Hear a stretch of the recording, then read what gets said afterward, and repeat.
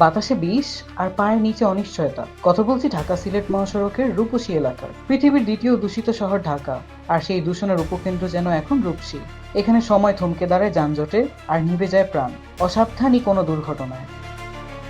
দীর্ঘ 1 বছর ধরে এই মহাসড়ক যেন এক মরণ ফাঁদ। একদিকে লাগামহীন দূষণ, অন্যদিকে অব্যবস্থাপনার যানজট। প্রতিটা নিঃশ্বাসে আমরা নিচ্ছি বিষ, আর প্রতিটা পদে ঘটছে দুর্ঘটনা। রূপসী নামটা সুন্দর হলেও এখানকার বাস্তবতা এখন ভয়ঙ্কর। ধুলোর আস্তরণে ঢাকা পড়ছে মানুষের ফুসফুস, আর অগোছালো এই রাস্তায় ওত পেতে আছে মৃত্যু, যাকে আমরা বলছি সড়ক দুর্ঘটনা।